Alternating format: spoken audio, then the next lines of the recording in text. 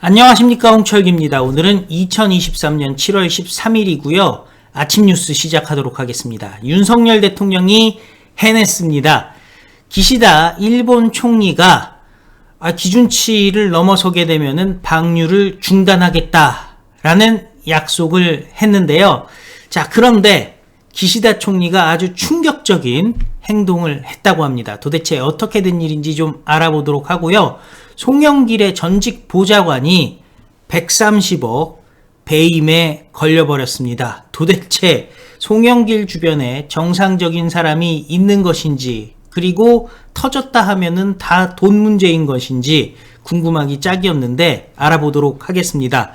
자, 그리고 민주당의 원로들이 이재명 선당 후사의 조치가 필요하다라면서 거취의 문제를 포함한다라는 얘기를 했다는 겁니다. 이제 이재명 쫓겨날 일만 남은 것 같은데요. 관련된 소식 여러분들께 쭉 소개해드리도록 하겠습니다. 자, 윤석열 대통령 오염수 점검에 대한민국의 전문가를 투입시키겠다라는 입장을 보였고요. 기시다 총리 기준치 초과 시 방출 중단을 하겠다라는 입장을 보였습니다. 윤석열 대통령은 일본 후쿠시마 오염 처리수 방류 점검 과정에 대한민국의 전문가 참여를 보장해 줄 것을 기시다 후미오 일본 총리에게 요구했습니다.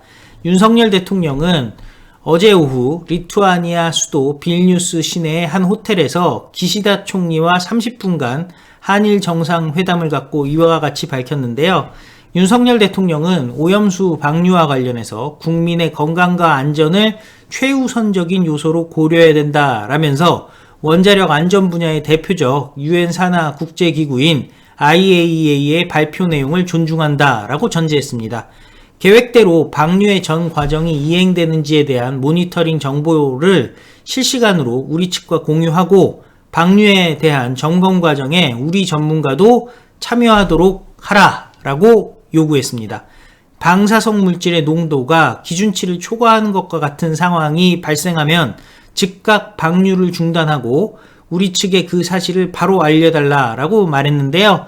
기시다는 이에 대해서 IAEA 종합보고서를 언급하면서 일본 총리로서 해양 방출 안전성에 만전을 기해 일본 및 한국 국민들의 건강과 환경에 악영향을 주는 방출은 하지 않겠다라고 답변했습니다. 그리고 IAEA의 검토를 받으며 일본이 시행하는 모니터링 정보를 높은 투명성을 갖고 신속하게 공표할 것이다 라고 얘기했는데요. 이 모니터링을 통해 방사성 물질의 농도가 만약에 기준치를 초과하는 등 문제가 발생할 경우 계획대로 즉시 방출 중단을 포함해 적절한 대응을 취할 것이다 라고 약속했습니다. 자, 그리고 이와 별도로 한일 정상은 올해 상반기 12년 만에 한일 정상회담에 셔틀 외교를 복원하는 등 관계 개선 노력이 가시적인 성과를 보이고 있다고 평가했는데요. 올 하반기에도 셔틀 외교의 취지를 살려서 격이 없는 만남을 이어가기로 했습니다. 그런데 여기서 정말 중요한 일이 벌어졌는데요. 자, 기시다 총리가 우리말로 안녕하세요 라고 아주 큰 목소리로 먼저 인사를 했다는 겁니다. 기시다 후미오 일본 총리가 윤석열 대통령을 만나 우리말로 인사를 건네 눈길을 끌었습니다. 윤석열 대통령과 기시다 총리가 만나기로 한 그 시점에 회담장에 기시다 총리가 먼저 도착해 있었다는 겁니다. 그리고 윤석열 대통령이 나중에 입장을 하죠. 주인공은 나중에 입장해야 되니까요. 그러자 기시다 총리는 큰 목소리로 원기왕성하게 안녕하세요 라고 우리말로 인사를 했다는 겁니다. 이에 윤석열 대통령도 기시다 총리에게 반가움을 표했다는데요. 기시다 총리는 지난 5월 히로시마에서 뵌 후 다시 만나 뵐 수 있게 돼서 아주 반갑습니다. 윤석열 대통령과 제가 이란 관계의 새 시대를 함께 개척하는 사이 정부와 민간 양측에서 폭넓은 분야의 협력이 진전되는 것을 환영합니다 라고 말했습니다. 윤석열 대통령도 총리를 만나게 돼서 기쁘다 라면서 준비하느라 애를 많이 쓰셨고 많은 배려에 감사드립니다 라고 화답했습니다. 자, 우리말로 안녕하세요. 보통 그 정상회담을 할 때는요, 상대국의 말을 알아도 모르는 척, 잘해도 통역을 통해서 얘기하기 마련입니다. 하지만 기시다 총리는 윤석열 대통령에게 안녕하세요 라고 작은 목소리도 아니고 큰 목소리로 먼저 회담장에 도착해서 외쳤다는 거죠. 그만큼 대한민국의 국격, 그리고 일본이 우리를 눈치 볼 수밖에 없는 단계까지 온 거죠. 실제로 IAEA 사무총장도 일본 갔다가 딴 데 간 게 아닙니다. 바로 우리나라 왔습니다. 그게 무엇이겠습니까? 대한민국의 국격이 윤석열 대통령이 대통령 된 후에 상승하고 어느 나라도 대한민국을 띄엄띄엄 볼 수 없다라는 것이 드러난 겁니다. 이제는 자유세계의 주축국으로서 역할을 하게 되는 건데요. 일본이야 여러 가지 제약사항이 있습니다만은 우리나라는 거침없이 나가면 되는 겁니다. 자, 윤석열 대통령 그러는 동안 또 폴란드에 늦은 밤에 도착을 했습니다. 방위산업과 우크라이나 재건 논의를 할 예정이라고 하는데요. 윤석열 대통령은 리투아니아에서 열린 나토 일정을 모두 마치고 국빈급 공식 방문을 위해 폴란드 수도 바르샤바에 도착했습니다. 공군 1호기를 타고 쇼팽 국제공항을 통해 입국했는데요. 윤석열 대통령은 두다 대통령과 양국 간 전략적 동반자 관계 체결 10주년을 맞아서 정상회담에서 방위산업, 원전을 비롯한 전략적 협력 강화와 우크라이나 재건 방안 등을 논의할 계획이라고 하는데요. 자, 우크라이나 재건 같은 경우는 전후복구 사업 같은 경우는 1200조 정도가 예상이 된다고 합니다. 그 중에 10%만 해도 120조입니다. 그죠? 엄청난 금액.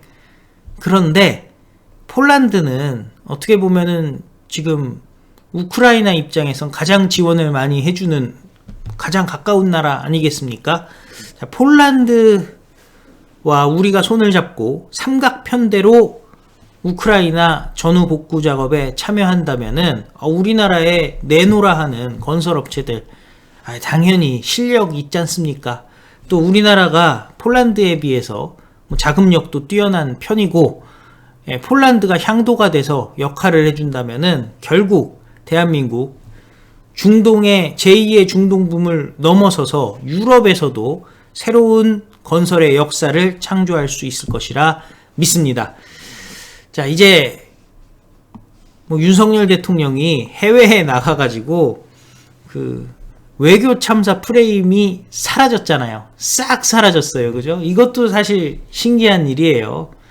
민주당이 그동안 아무 근거 없이 외교 무능 프레임, 외교 참사 프레임 씌워왔는데 알고 봤더니 외교적으로 능력이 너무 뛰어난 거야. 그래서 이제는 끽소리 못합니다. 나토에 간 것도 아예 입을 딱 다물고 있죠. 어차피 갔다 오면은 엄청난 성과들이 쏟아질 거기 때문에 나중에 망신당하느니 입을 다물고 있겠다라는 건 아니겠습니까? 예전 같으면은 나토 가는 것 자체를 공격했을 거예요. 이게 균형적인 외교를 해야지 한쪽으로 쏠리면 안 된다. 중국과 러시아 눈치를 봐야 된다라고 했을 텐데 이젠 그런 거 없습니다. 그만큼 윤석열 대통령이 외교 천재라는 것이 밝혀졌습니다. 자, 이런 가운데 송영길의 전직 보좌관 건설사의 130억 원 확정이익 배임 혐의로 피소됐습니다. 송영길의 국회의원 보좌관 출신인 박모 전 인천 글로벌시티 대표가 2022년까지의 재임 시절 인천 송도 아메리칸타운 2단계 사업을 추진하는 과정에 회사에 80억의 피해를 끼친 혐의로 경찰에 피소된 것으로 확인됐습니다. 이 방 씨는 송도 아메리칸타운 2단계 사업을 추진하면서 복수의 업체에 중복된 분양대행 용역을 맡겨서 회사에 66억의 피해를 끼친 혐의로도 압수수색 등 경찰 수사를 받고 있다는데요. 이 송영길의 보좌관이었던 방 씨는 인천 글로벌시티를 경영하면서 2020년 10월 31일 지상 70층짜리 주상복합 등을 짓는 송도 아메리칸타운 2단계 시공사업을 대형 건설업체 A사에게 맡기는 3,140억 원짜리 계약을 체결했습니다. 송도 아메리칸타운은 송영길이 인천시장이던 2012년부터 해외 동포의 귀국을 장려하기 위해 외국인을 대상으로 추진한 사업입니다.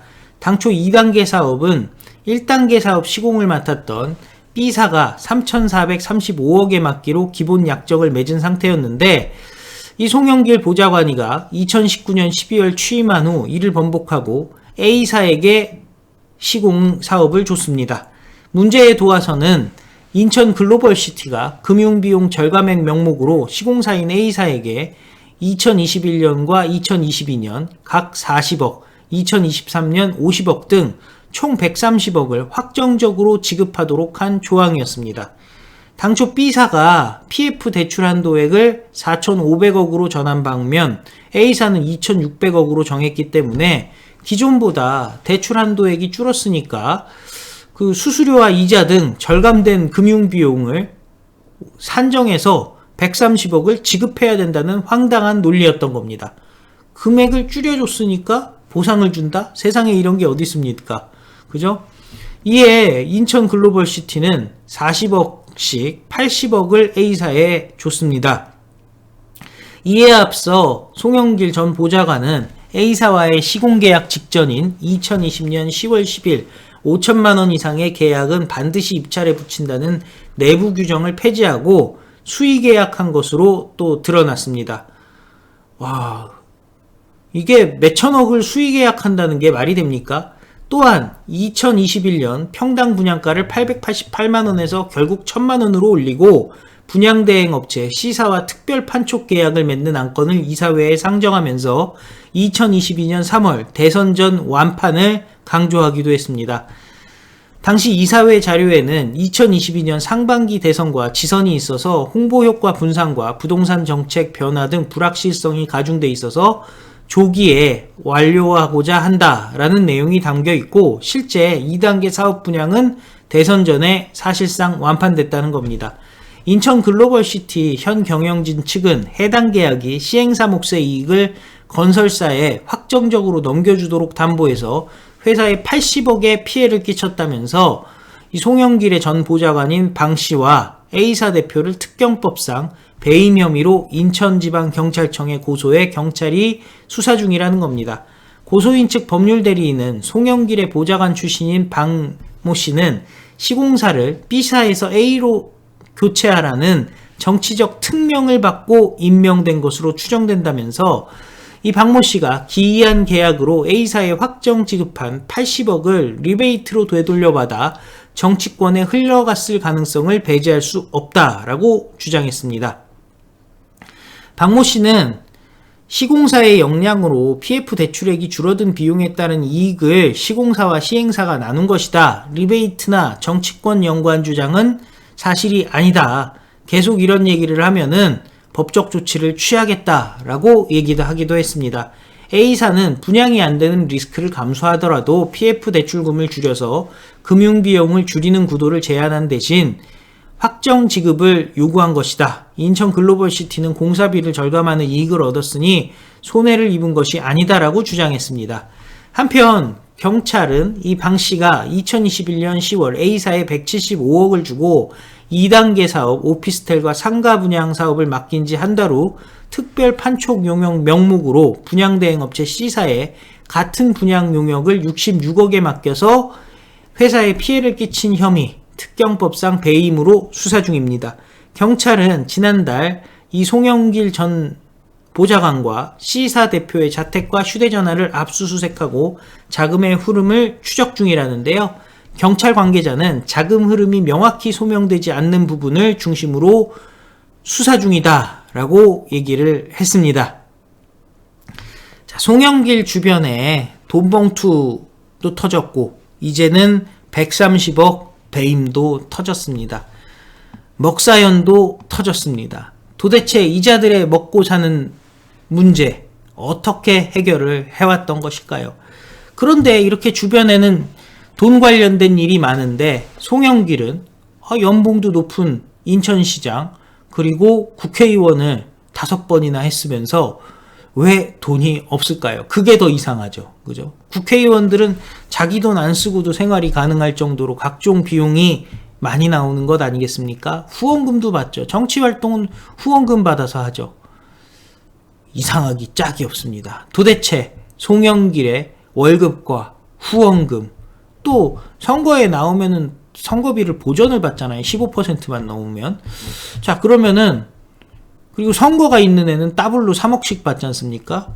도대체 송영길이 그동안 땡겼던 돈들은 다 어디로 가고 가난하게 살고 있을까요? 그게 궁금합니다. 그리고 그렇게 가난하다던 송영길은 프랑스 파리는 어떻게 가서 생활비를 조달했을까요? 우리 같으면은 하루라도 일을 안 하면은 벌벌 떨 텐데 말이죠. 그죠? 하루라도 수익이 없으면, 그죠? 하루 쉬는 게 얼마나 걱정이 됩니까? 이상합니다. 자, 답은 나와 있습니다. 예. 자, 이재명 선당 후사가 필요하다. 결국 이재명 잘라야 된다. 쫓아내야 된다. 라는 말이 당의 원로들에게서 나왔다는데요. 당의 상임 고문들이 이재명의 거취 문제를 포함해서 선당 후사 결정을 하는데 혁신위가 역할을 해야 된다고 주문한 것으로 확인됐다는 겁니다. 자, 박성준 민주당 대변인은 이상민 의원의 발언이 언론 인터뷰에서 도를 넘고 있다. 명백한 해당 행위이기 때문에 당 지도부가 엄중 경고하기로 했다는 말씀을 전해드리겠다라고 얘기하면서 이상민 의원이 20명은 탈당할 것이다 라고 얘기한 부분을 경고했죠. 이상민 의원 이에 대해서 들이받았습니다. 자, 지도부에 대한 비판을 당내 다양한 의견 표출로 여겨왔지만 정부 여당을 상대로 투쟁 수위를 끌어올리는 상황에서는 더는 두고 볼 수 없다는 이재명의 입장이라는 것인데요. 하지만 오히려 이상민 의원은 이재명과 지도부가 해당 행위를 하고 있다라고 들이받았습니다.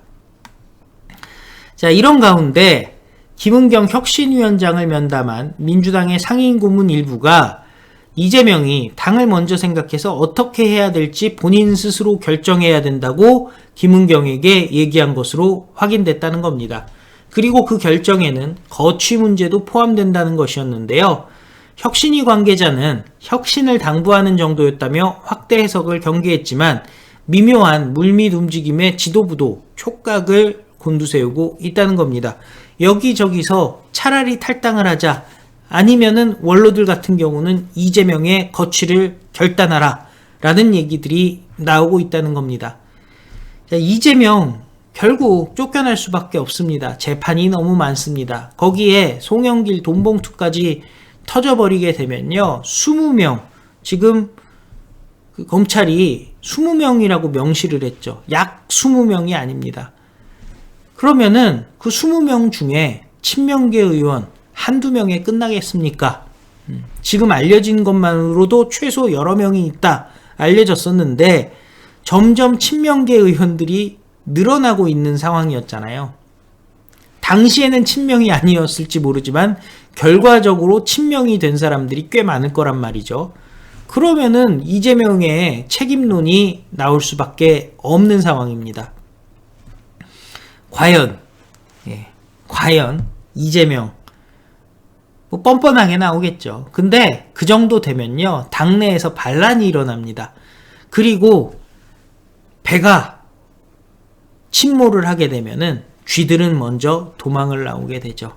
20명 탈당, 이상민 의원이 얘기한 20명 탈당이 그냥 하는 얘기가 아닐 겁니다. 거기에 이낙연은 비 온다고 이재명을 안 만났음에도 불구하고 오히려 이재명이 치를 떠는, 개딸들이 치를 떠는 김혜영 전 민주당 의원을 만났다는 겁니다. 지금 돌아가는 모습이요, 민주당은 분열로 가고 있습니다. 국민의힘은 한 사람 빼고, 한 사람이 아니라 뭐 여러 사람이 있죠. 원외에 있는 여러 사람들, 이준석, 유승민 세력을 빼고는 하나가 되고 있습니다. 그죠? 이거는 맞잖아요. 김웅 정도만 해도 지금 뭐 끽소리도 못하는 단계까지 왔죠. 고발사주 관련해가지고 재판도 받아야 되고. 자, 이제 흔들리지 말고 미래로 나가야 될 텐데요. 그러기 위해서 우리가 꼭 해야 될 것 있죠? 자, 바로 7월 17일 제헌절 국민 권리의 날입니다.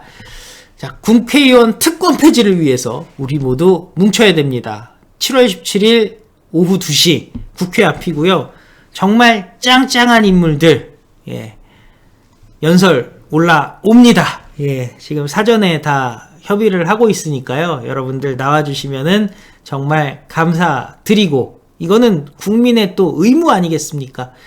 자, 국회의원들이 186개의 특권, 그것도 상당 부분이 돈과 관련된 특권입니다. 뭐 불체포 특권, 면책 특권만 얘기할 것이 아니라 국민의 세금을 갖다가 짜내서, 혈세를 짜내서 자기들은 아주 떵떵거리면서 지내는 것, 이거 일이라도 잘하면 모르겠는데, 일 잘하면은 오히려 더 예산 늘려주자고, 세비 늘려주자고 국민들이 나서겠죠. 근데 지금은 그렇지가 않습니다. 국회의원들 특권 박살 내야지, 또 국회 윗물이 맑아야 아랫물이 맑듯이 박살을 내야지 선관위 특권도 박살 낼 수 있고요. 사법부 특권, 험제 특권 다 박살 낼 수 있습니다.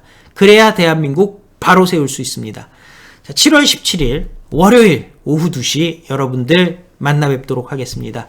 자, 우리는 딴 거 없습니다. 일 잘하고 있는 윤석열 대통령과 함께 손잡고 미래로 나가면 될 것이라 생각합니다. 시청해주셔서 감사드리고 오늘 하루도 즐겁게 파이팅하면서 하루를 보냈으면 좋겠습니다. 다 같이 외치겠습니다. 우리는 승리합니다. 감사합니다. 안녕히 계십시오.